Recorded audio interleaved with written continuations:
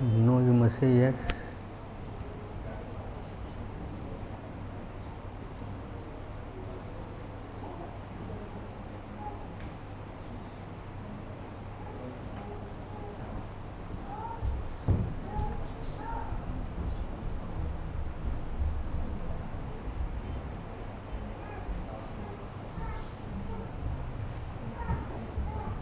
What's going on?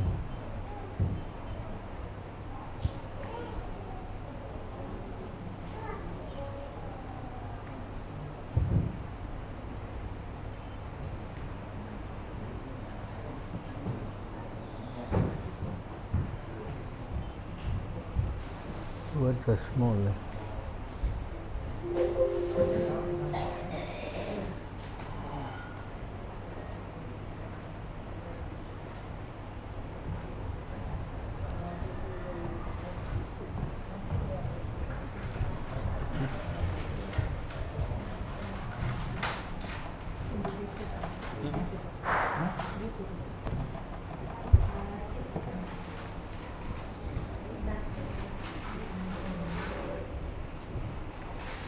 So, na, not, mum, onto me, duskritanaha, miscreants, mudaha, foolish, prapadyante, surrender, nara adamaha, lowest among mankind, mayaya, by the illusory energy,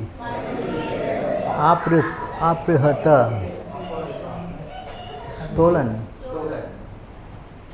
jnanaha, whose knowledge, asuram, demonic, bhavam, nature, asritaha, accepting. Translation: those miscreants who are grossly foolish, who are lowest among mankind, whose knowledge is stolen by illusion and who partake of the atheistic nature of demons, do not surrender unto me. Please respond: those miscreants who are grossly foolish, who are lowest among mankind, whose knowledge is stolen by illusion and who partake of the atheistic nature of demons, do not surrender unto me. Purport by His Divine Grace A.C. Bhaktivedanta Swami Srila Prabhupada. It is said in the Bhagavad Gita that simply by surrendering oneself unto the lotus feet of the Supreme Personality of Godhead, Krishna,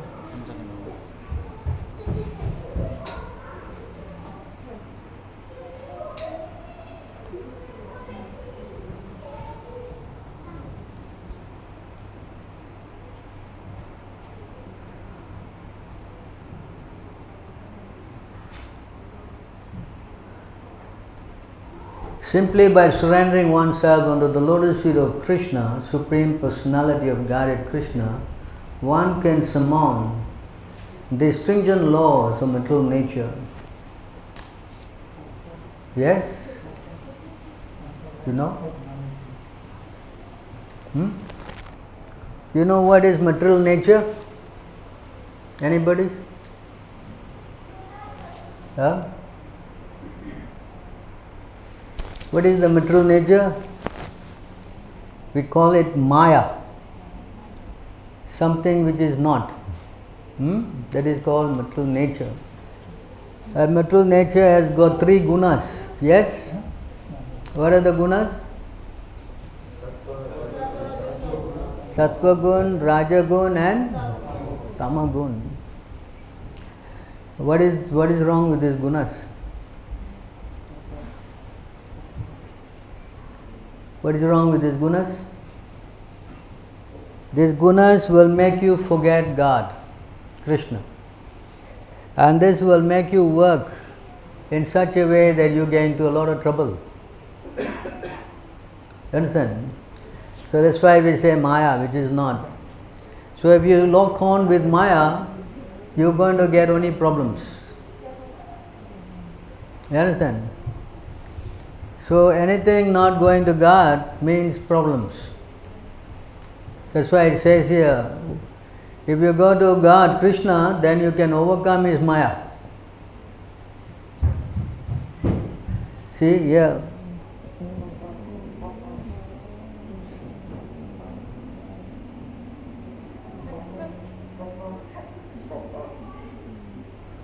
Just one verse before this, Krishna says,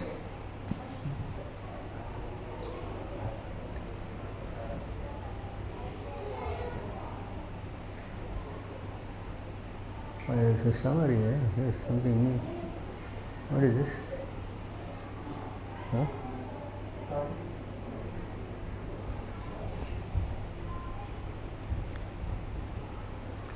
So in this verse, Devi he esa gunamayi mama maya turatyaya mam eva prapadyante maya me tantarantite. Here in this verse, Krishna is speaking the divine energy of mind consisting again of the three modes of material nature. See that? It's difficult to overcome. But those who have surrendered unto me can easily cross beyond it.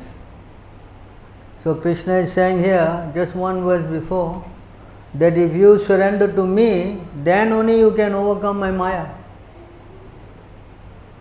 But if you don't surrender to me, then you cannot overcome my Maya.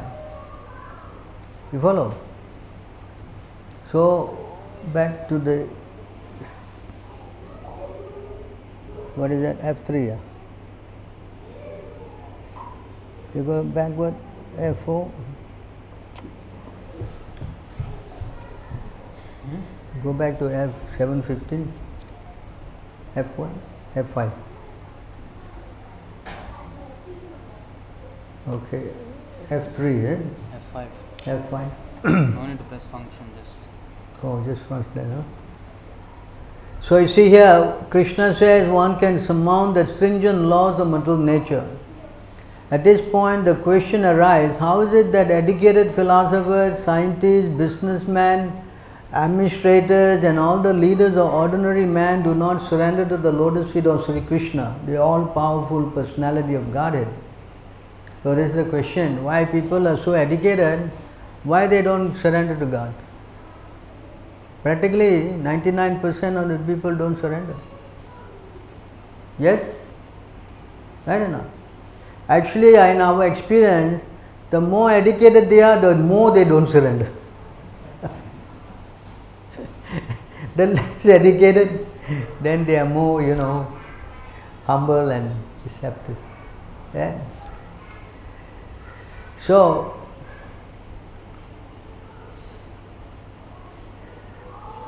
the all-powerful personality of Godhead, mukti or liberation from the laws of material nature, is sought by the leaders of mankind in different ways and with great plans and perseverance over great many years in birth. But if that liberation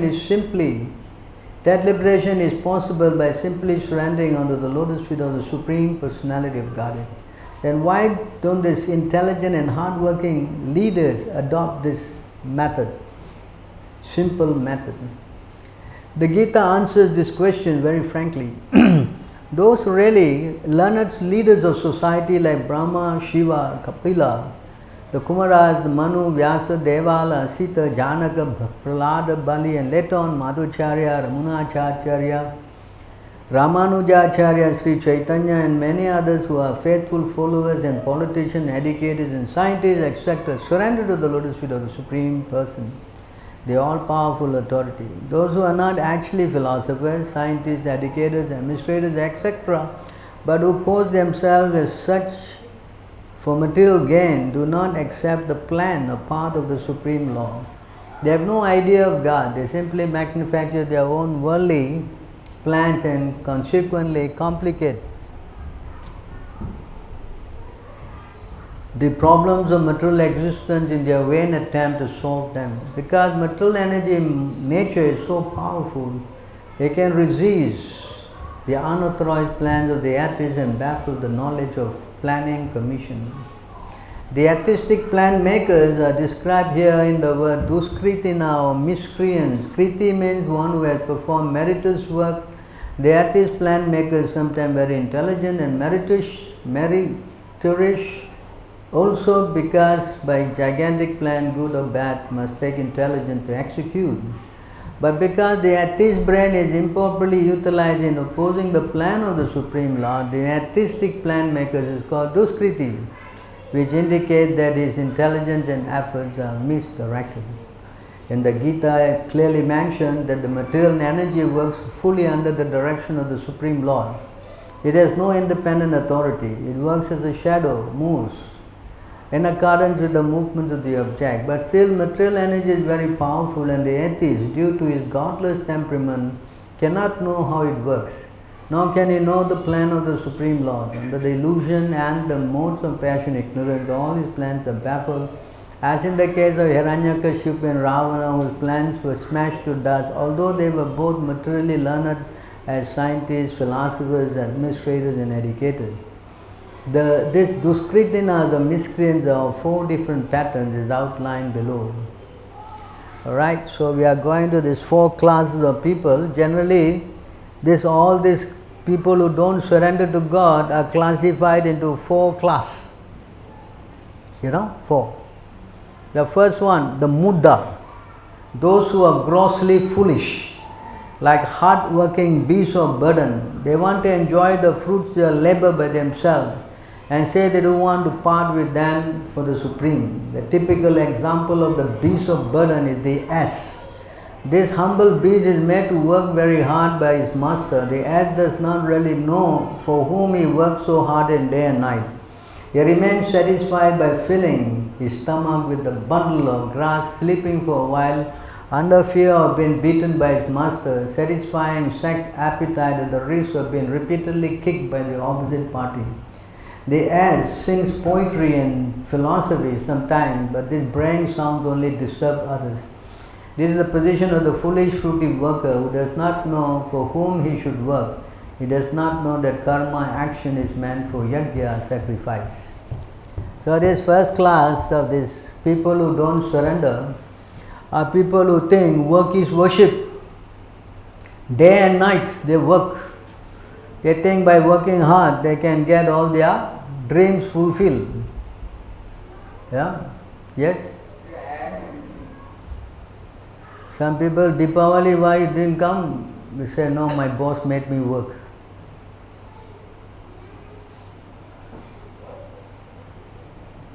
So you see, for him, priority is work.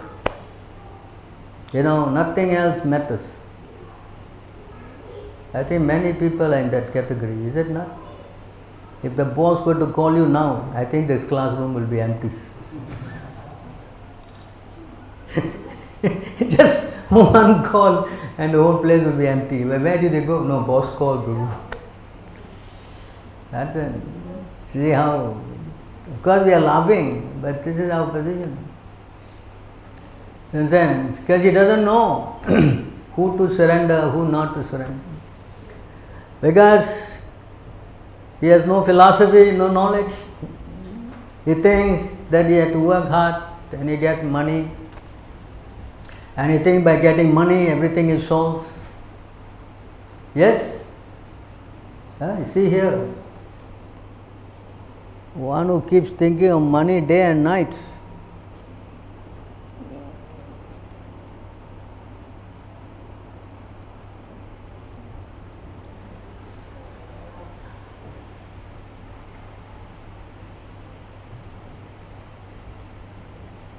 Atendriya artha abhidhyayanam sarva arthapavnavo nirnam brahmsito jnana vijnana yena vissati mukhyatam. So this is what he does. For human society, constantly thinking of how to earn money and apply it for sense gratification brings about the destruction of everyone's interests. When one becomes devoid of knowledge and devotional service, he enters in the species of life like those of trees and stones. I don't think you want to go there, right? Yeah? This is not what I am saying. See? Human society constantly thinking how to earn money and apply for sense gratification. Morning to night just thinking how to make money, how to make money, how to make money. Correct? Of course, Singapore is another thing. How to become PR, how to become PR, how to become. In Singapore, this is a mantra. Yes? Correct? So these are the mood of people who are in the category of S. What is that verse? Morning thinking of sex life and sleeping, night time thinking of two. This is how they. I'm sorry.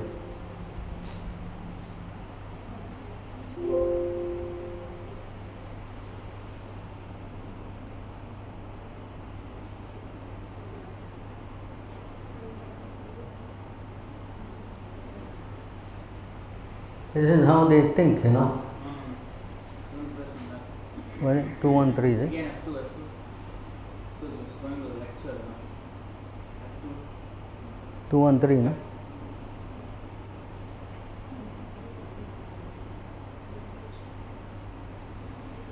F4.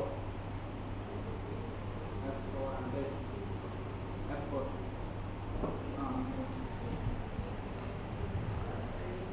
निद्राय हीयते नक्तं वावयेन च वा व्यावह दिवा च अर्तेह राजन् कुटुंब भार नेन वा.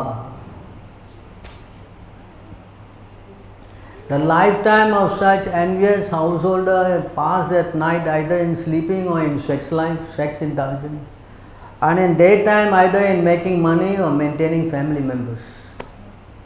This is the Bhagavatam, pretty heavy verses, you know. Why is it speak like this? Because we have to wake us up, you know. Yeah. We are caught. So we need to wake up what we are doing. So he's speaking this. See? So this is what our whole life is all about. Earning money, daytime, nighttime sleeping or sex life. So in this way it is going on, it is going on. It is like the ass. Ass can get grass everywhere, but no, he must work for the boss. The boss gives the grass, only I can eat. You see how? So this is the philosophy of the ass. You know how the Bhagavatam is comparing the animals. So we see, in India especially, it's very prominent, the ass, correct? Not in the city anymore, I see in the villages, right? The washerman especially, he puts so much load on it. The legs are also, you know. Have you seen the ass? He can't balance, the leg is giving up and beating the animal and going. Hard working. That is the point. And then he thinks, next verse, he thinks that these are his whole thing. Dehapatya kalatradishu atmasanesva satsvapi tesham pramato nidanam pashyan api na pashyati. This word, pashyan api na pashyati. Seeing and not seeing. See here, see? Person devoid of Atma Tattva do not inquire into the problems of life, been too attached to the infallible soldiers like the body, children and wife. Although sufficiently experienced, they still do not see the inevitable destruction. They cannot see. They don't know. Any moment they can die. They don't know. And they are not preparing how to prepare for the next life. This is the class of the Muddha, fool. Very risky life, you know. Because if you die like this, thinking of your family or thinking of the next life, what you will become? Very risky. Come back again, either as an animal, or come back again, lower form of life. Very painful. Can you guarantee that you will come back here in a higher form of life? Can you? Can anyone say? What will happen at the time of death? Yes? Can you say? Huh? Can? Nobody can say. Yes? Yes or no? So it is a risk you are taking, correct? I do not know what's going to happen next life. I don't know. It's a risk, is it not? Would you take risk? You won't take risk, right? But why are you taking this risk? Nobody like to take risk, right? They want to be sure. See? But here, is it now we are taking risks? We don't know what's going to happen next life. Yes? Is it not? So why we are taking this risk? You are so careful with your money, you are so careful with your so many things, your career, this, that, correct? Is it not? Yes? So, but this is the most valuable thing, is it not? And I am taking all the risk. That doesn't make any sense. Huh? Does it make sense? See, that's why persons devoid of Atma Tattva. So, in other words, if you do not know the goal of life, then you are taking a very big risk. Yes? Very big risk. That's why they are called, their life is called S, Muda, a fool. So, we will go to the next class. What's the next class? Is it just F3? F5. F5, no? F5. F5. Okay, here we are.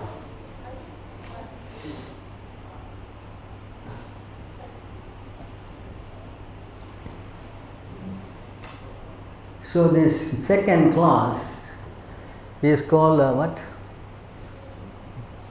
Second class, another class of Duskriti or miscreants is called the Nara Adhama, or the lowest of mankind. Nara means human being and Adhama means the lowest. Out of the 8.4 different species of living being, there are 400 human species. And out of this numerous lowest form of life, human life, they are mostly uncivilized. The civilized human beings are those who have regulated principle of social, political and religious life. Those who are socially and politically developed but who have no religious principle must be considered Nara Adhamas. Nor is religion without God, none is religion without God religion. What is it? Something wrong. Nor is religion without God religion. Nor is religion without God religion. Because the purpose of following the religious principle is to know the supreme truth and man's relation with him. In the Gita, the personality of Godhead clearly says that there is no authority above him and that he is the supreme truth. The civilized form of human life is for man's reviving the lost consciousness of eternal relation with the supreme truth, the personality of Godhead Sri Krishna, who is all powerful.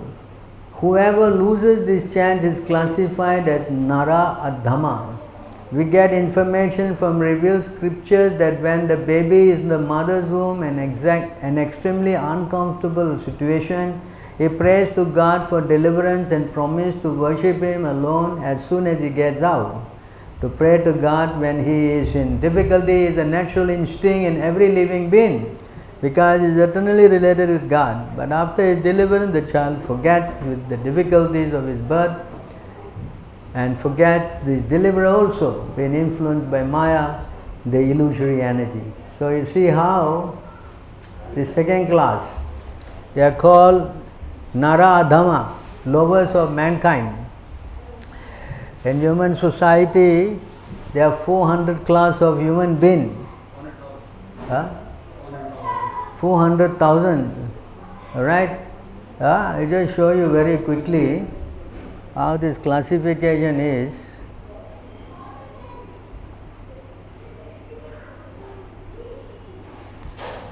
So you will see the breakdown and you will understand a bit,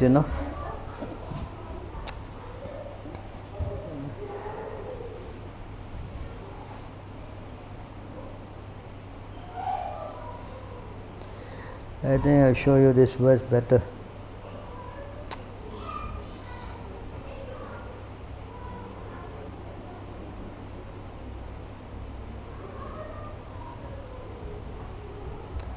So in this place there's a breakdown of all this thing, and you can understand how it works. So you know how everything is structured, you know.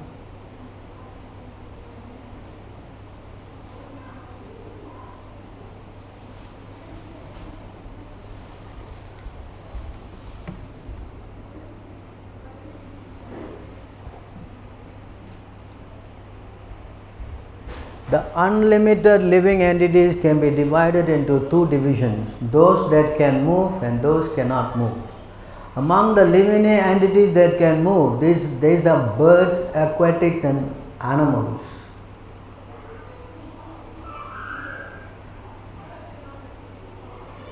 Although the living entities known as human beings are very small in quantity, that division may be still further subdivided, for there are many uncultured human beings like Malachas, Pulindas, Bhaudas and Sabaras. These are all, you know, like Malachas are people who don't follow the Vedic system, they eat meat, you know. And Pulindas are like the Greeks, and the Bhaudas are people who are atheists, Sabaras are people who stay in the forest, you know. Among the human beings, those who follow the Vedic principles are considered civilized. Jai Sri Radha. And among these, almost half simply give lip service while committing all kinds of sinful activities against this principle. Such people do not care for the regulative principle. You see that? Among the human beings, those who are followers of the Vedic principle are considered civilized. But among these, almost half simply give lip service while committing all kinds of sinful activities. So what is this sinful activities?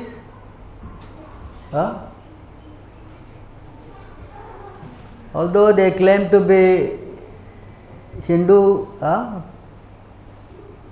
yes?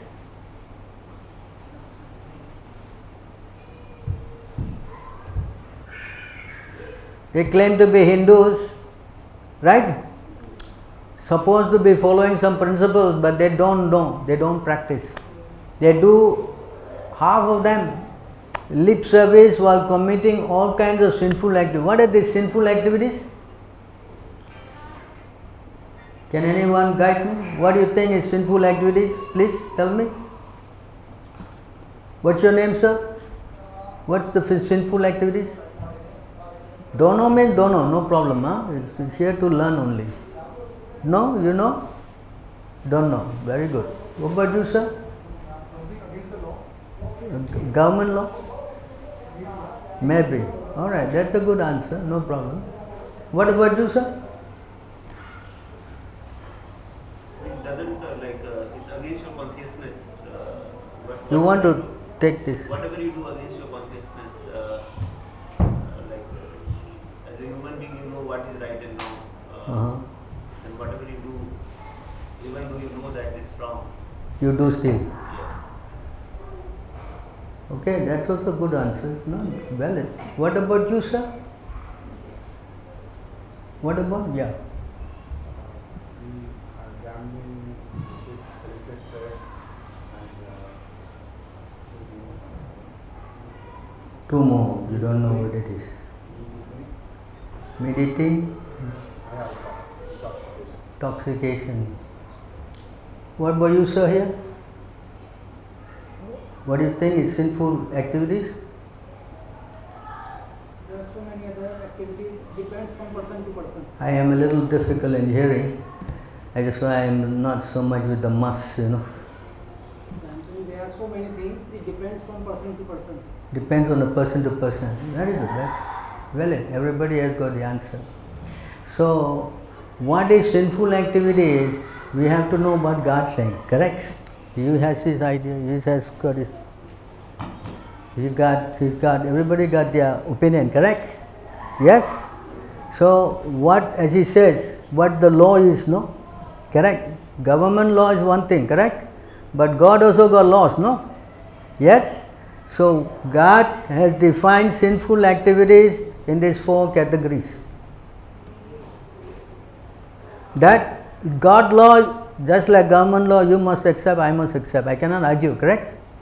Can I say, from tomorrow onwards, I don't want to follow this law, I want to throw away the mask? Can? I cannot. Right? Similarly, God's law also you cannot break. If you break, that's why it is classified as committing sinful activities. 1, you cannot have any form of meat eating. Meat, fish, egg is considered as breaking God's law. 1, huh?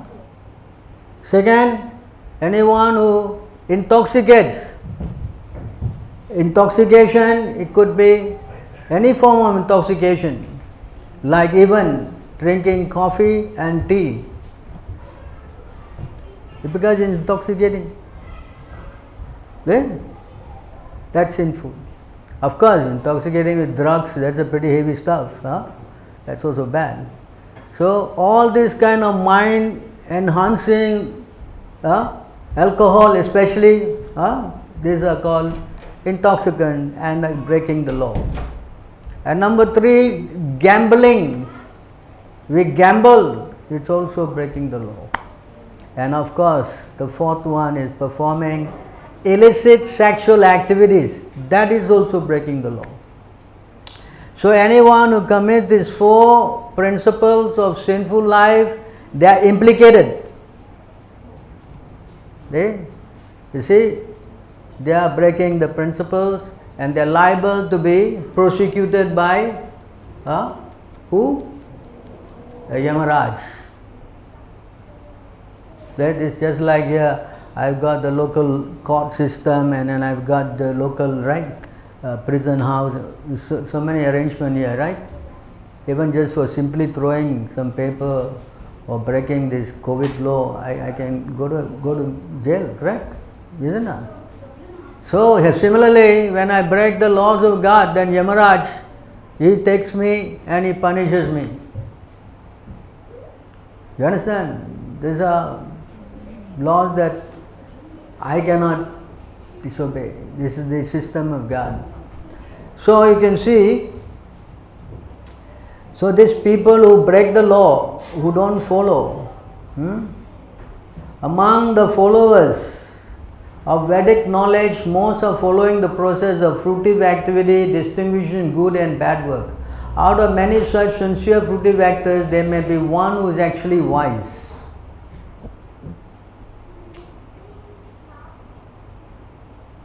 Out of many millions of such wise men, one may actually become liberated mukta, and out of many millions of such liberated person, a pure devotee of Krishna is very difficult to find. In other words, the one who actually is following the rules and regulations given by God Krishna is considered a pure devotee and very, very difficult to find. Many of them are doing, as now say, lip service, saying that, yeah, I'm worshipping God, I am God conscious, but they break all the rules.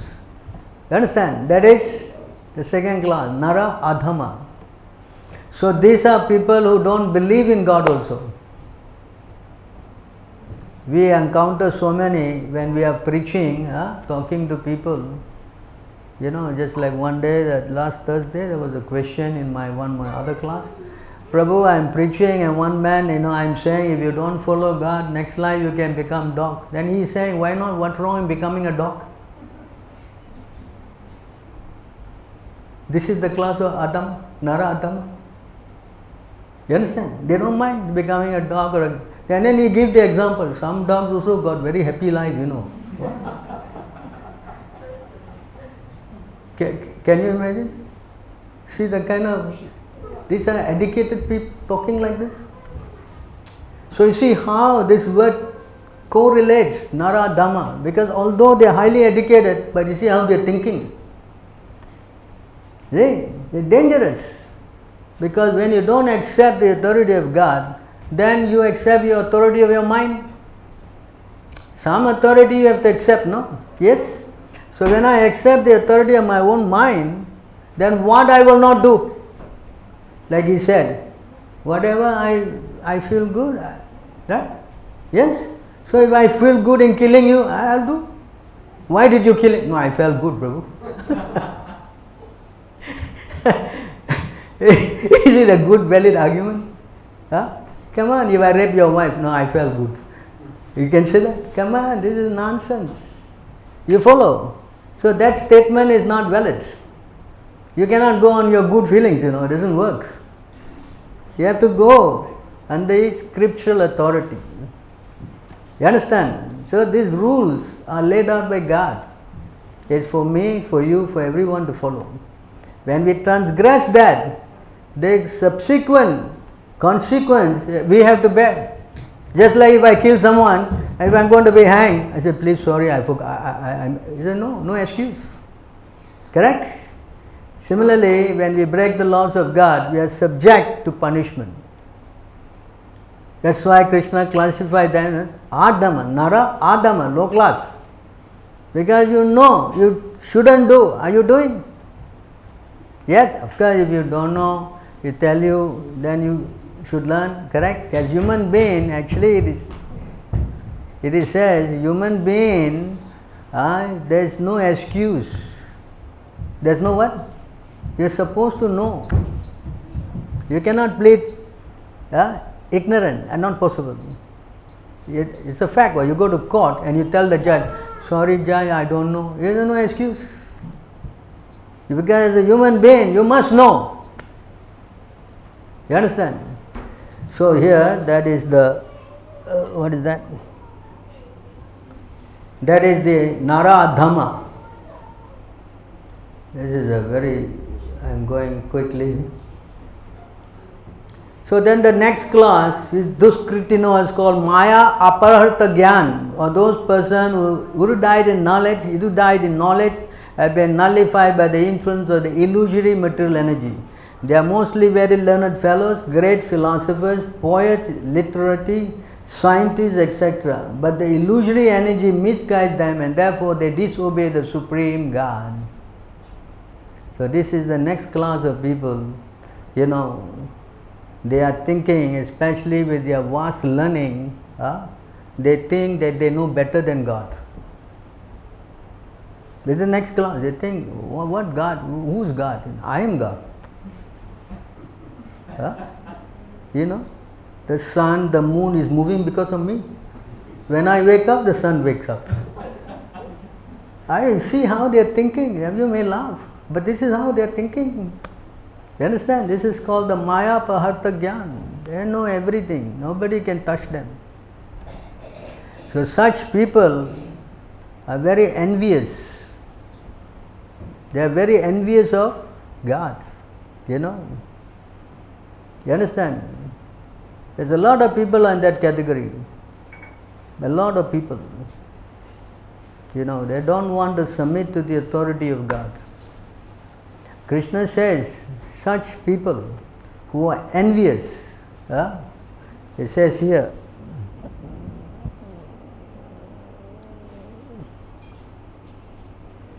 such people who are like this,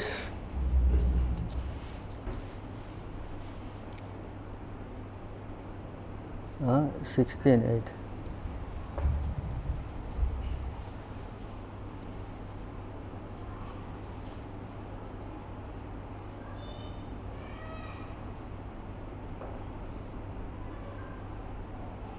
Yeah, 16:8, yeah.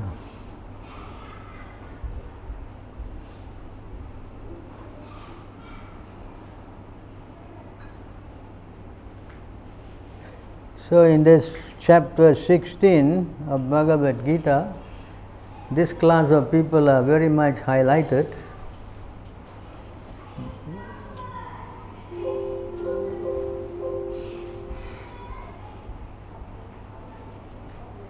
I gotta go. How to go?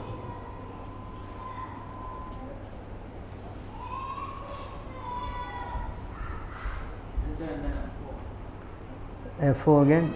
Enter and then F4.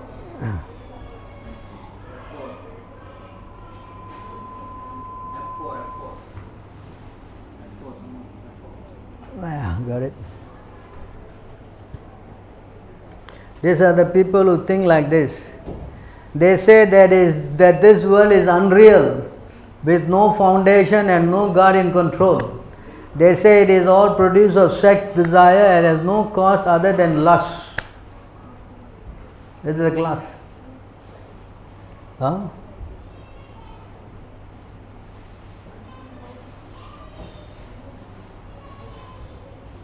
Those who are demonic do not know what is to be done and what is not to be done. Neither cleanliness nor proper behavior nor truth is found in them. This is the class. You know? They don't care. You know what? They think like this. This is how the world is going on now, you see. Here, they say further,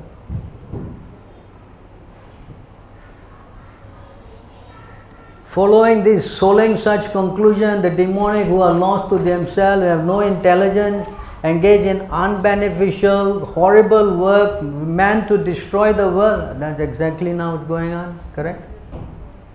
There's so many theories. They say many are saying that this coronavirus was manufactured in some lab, correct? Yeah? How many people are suffering? Yes? I'm sure you're also suffering, right? You're not you're working from home, right? Good, you miss home, right? You get a chance finally to be home, sweet home. That's a fact.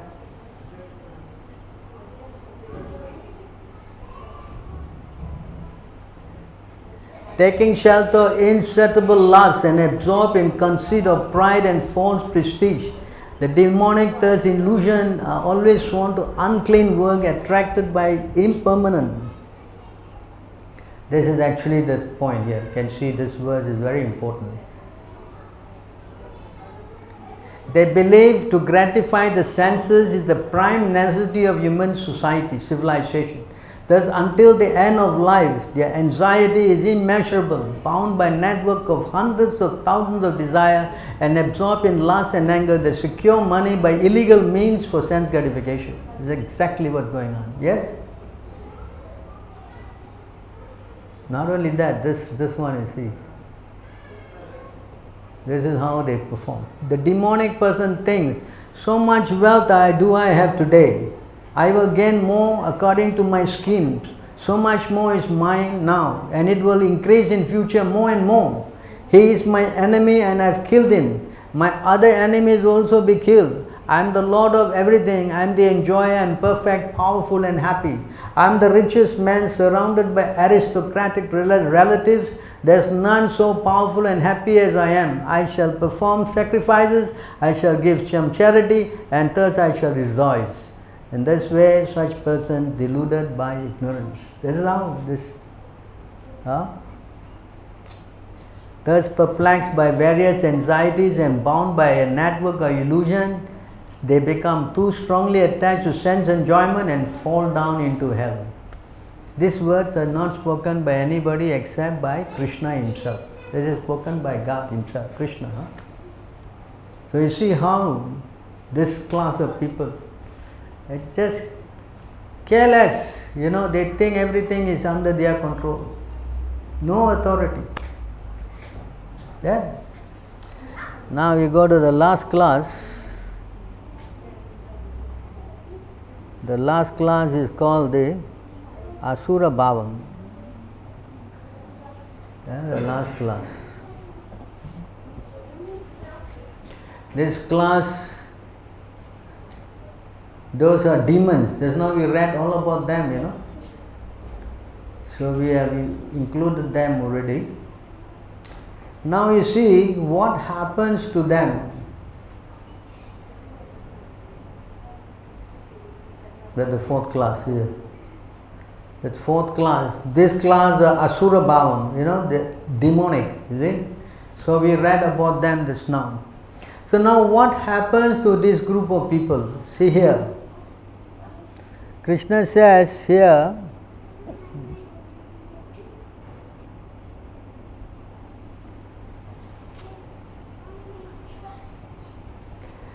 he said this class of people, Tanham divishita kruran samasreshu nara adhamaha. This is the word here, the same word. Chipa me ajasrama subham asuris eva yonishu. Those who are envious and mischievous, who are the lowest among men, are cast by me into ocean of material existence, into various demonic species of life. So just now we asked the question, what is going to happen next life? We don't know, correct? Yes? Here, who knows? Who knows? You don't know. I don't know. But who knows? Who? Who is talking here? So Krishna will be casting that person next life into a very demonic kind of birth. Krishna says here, attaining repeated birth among the species of demonic life, such person can never approach me. Gradually they sink down to the most abominable type of existence. What is that most abominable type of existence? Can you tell me what is the most abominable? What is it? What do you think is the most abominable? Can you give me some idea? Sir? What do you think is the very abominable? No idea again, huh? No problem. Yeah?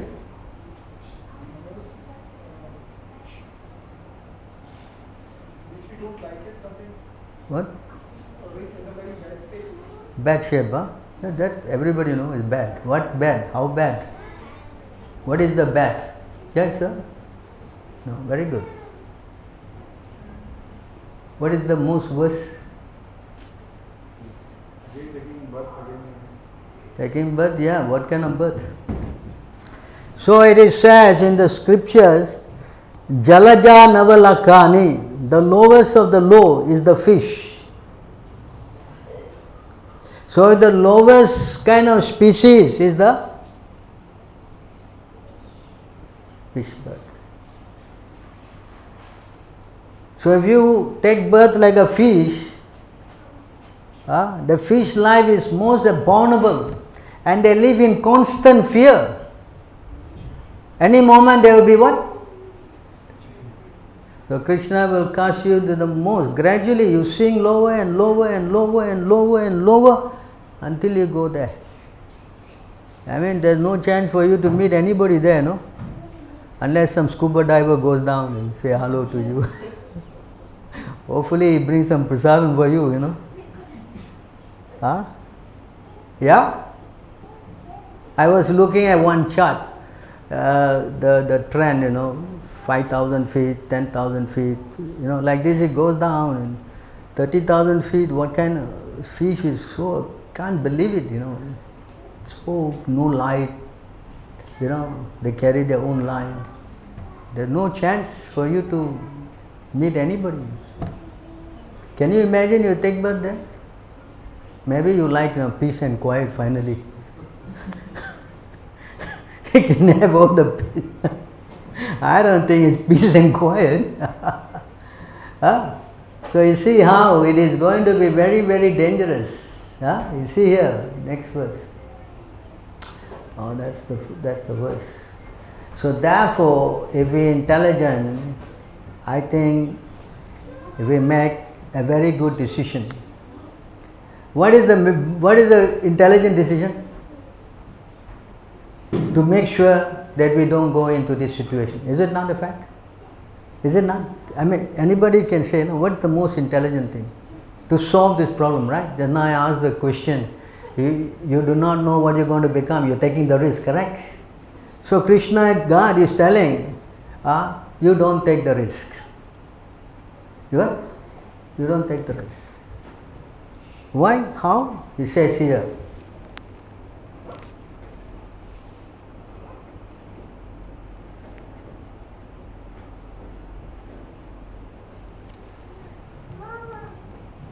It says here, Sarva dharmam parityaja mamekam sharanam raja ham tvam sarve papebhyo mokshayashyami ma sucha. It says, Abandon all varieties of religion and just surrender unto me. And I shall deliver you from all sinful reaction, do not fear. So that's now, up to that stage, that's now, we all were fearful, correct? I don't know what I'm going to become. Yes? Yes? So now Krishna is saying, yeah, you no need to be fearful. How you no need to be fearful?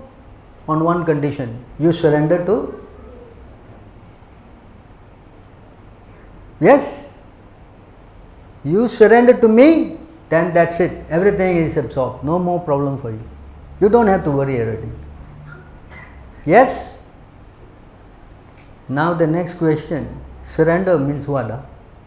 I can come here, okay, I surrender to you, my Lord. Finish, I go home. What? What is the surrender? Surrender is what? According to your terms or his terms? Huh? Your term. Huh? So what is his term? Yes, you come and see me every day. Yeah, bye, bye. Hare Krishna. Yeah? What is his term? That is the question. Correct? Surrendering to his term means that you have to do all his instruction. Yes? Yes or not? So I have to learn. I have to learn how to become his servant. Yes? Yes or not? Correct? So the first lesson Krishna says is that you must chant my name. You must what? Chant whose name? Your name. Huh? Krishna's name you must chant. That is the first what? Qualification of surrendering to God. That everybody will not say this, there's no time, Prabhu. They will say what? There's no time.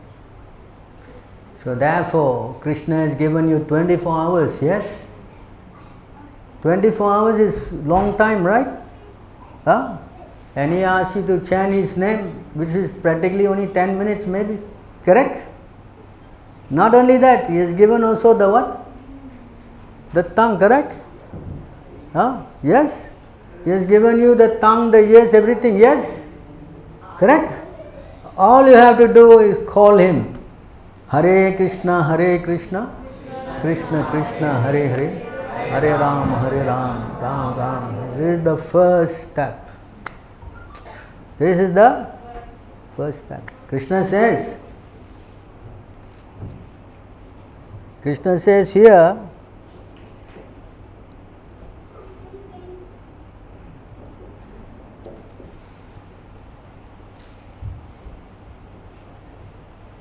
Sakradeva prapano yes tavasmiti cha yachate abhayam sarvada tasmai dadami etat pratam mama. It is my vow that if one only once seriously surrenders unto me, saying, my dear Lord, from this day I am yours, and prays to me for fearlessness, I shall immediately award him fearlessness to that person. And he will always remain safe from that time on. This is spoken by Lord Rama. So means if you say, Hare Krishna, Krishna Krishna, Hare Hare, Hare Rama, Rama Rama. Because seriously, this word is here. What is it? Seriously. And that's it. From that day onwards, Krishna will protect you, guide you, help you. And there's guarantee, if you chant, you will never go to the lower birth. That's assured. If you chant Krishna's name, then it's guaranteed. This is a win-win situation. You will give what? Never take lower birth. Yes? I mean, getting promoted is good, but going down is bad. Yes? Unless you want to go down, then who can say? Yeah? Yes? So let me also give you one more word, because Yamaraj is also saying something. Let's hear what he says. I mean, for the good of all of us, let us see Yamaraj's opinion. Right? Right?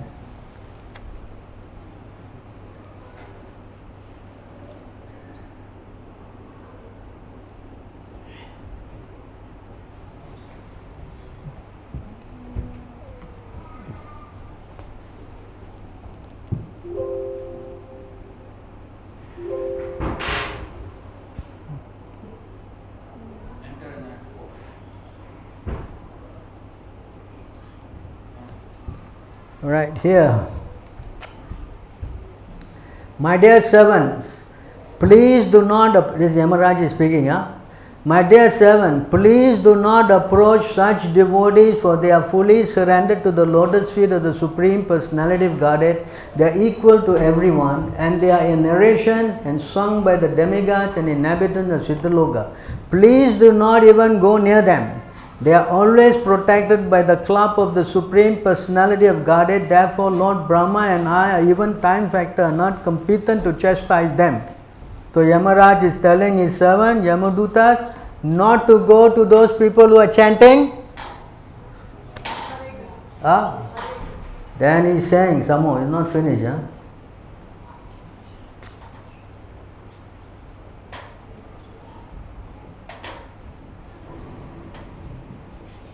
My dear servants, please bring to me only those sinful persons. You already said now who are sinful, right? Right? Yes or no?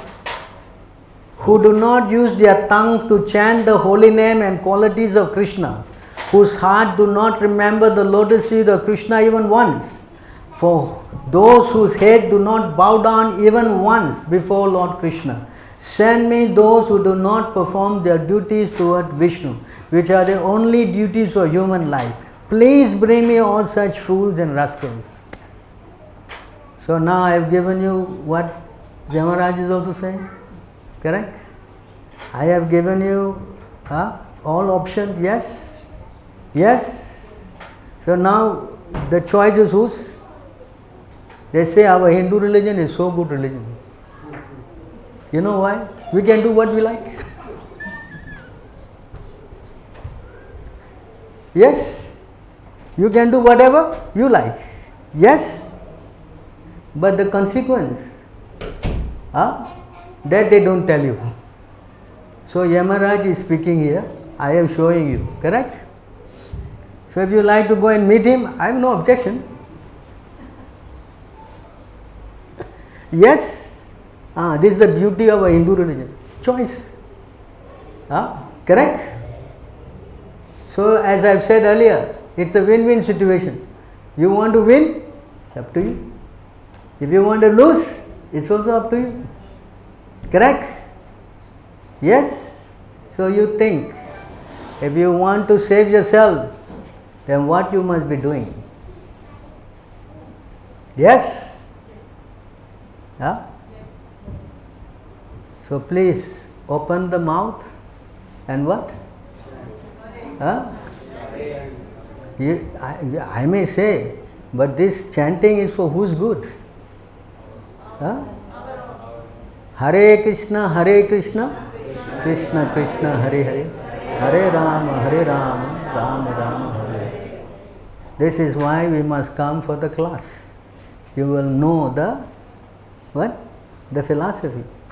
If you don't know, just like in this class I started and asked questions, correct? And many of them don't know. Yes? Now imagine if you do not know what I have just taught you, your whole life you go on, and at the time of that, if you still don't know, what will happen to you? Do you want to become a fish somewhere down? Yeah? Yes? Think. So, this knowledge is very important. That's why when Krishna came 5,000 years ago, the most important thing he did was left behind this knowledge. Unfortunate as Hindus, most of them don't even know what is in the Bhagavad Gita. Yes? So don't you think that you have learned a very important thing today? Yes. Huh? Very important. So you think if you come every Sunday you will learn something more important? Yes. No. Yes. I will learn more in the Bollywood channel. Huh? Yeah? Shah Rukh Khan, you will speak better philosophy. Katrina Kaif can dance better. Yes? Then you will become a fish dancing downstairs. You think carefully. So better come and get the knowledge. And this chanting, yes, you learn today chanting. But to get strength, you must come and associate with sadhu. This is why it's called sadhu sangha is very important. If you don't come and associate, then today what you learn, you will forget. Just now I explained in the class, Maya is very, Krishna says, my Maya you cannot overcome. Yes? Right, you are coming, no, Prabhu, I heard that last Sunday I heard, I want to come. When you go home, next Sunday I will go. Understand? That's how the mind will work. Correct? Yes? And then the next Sunday and before you know, 5 years gone already, finished. You understand? That's why it's so important. Coming to associate with devotees, coming to hear these things is so important because it will give you the strength to chant, to hear, to serve. Then, yes, you are successful. And at the time of death, you will remember Krishna, correct? And when you remember Krishna, you will go back to the spiritual world. Yes? For who is this for? If you go back to garden, I benefit. Yes, for you. So take it seriously. This is very, very important. Now you learned a very important thing. I am sure you got many dependents. You got wife, children, relatives, so many. Yes? Yes? Yes? Don't you think you should share this with them? You don't want them to go back. This guy, I don't want him to come back. I don't want to see him there in the spiritual world. I think you should be compassionate for everybody. Yes? Yes? So please, there's mala there. If you can buy a expensive phone, with $1,000 phone, this mala is only $10, $15 only. This is more important than the phone. Yes? And this mala will what? Help you call on Krishna. So you invest on the mala and you chant. Because without holding mala, you will say, no, I will chant in the mala, I will chant. You will never chant like that. When you hold, then you will chant. Hare Krishna, Krishna Krishna, Hare Hare, Hare Rama, Rama Rama. And another thing you should do is, see the Bhagavad Gita, you must buy this book. And every day, just like you are reading your news, and no more reading, you are seeing your news nowadays. Right? So similarly, you just take this book and read one page a day. And this will be your saving grace. Alright? Any questions? Any questions?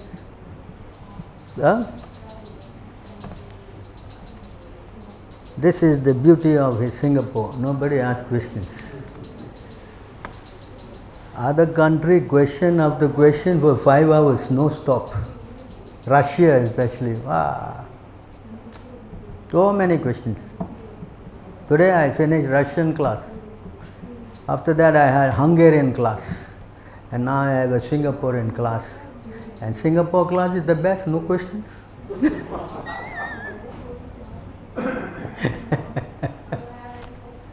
Yes. Alright, thank you very much. So you go upstairs. I think the aarti is finished. You go, where are they going? Fourth floor? You go to the 4th floor and you take Krishna Prasadam, which is very important because by taking Krishna Prasadam, all your karma will go. Correct? And when karma is going, then you get purified. And when you get purified, your chanting will also become more powerful. Yes? Yeah, please. And come regularly. Very important. Hare Krishna. Jai Srila Prabhupada Ki. Kantaraj Bhagavad Gita Ki. Nitai Gaur Premanandi.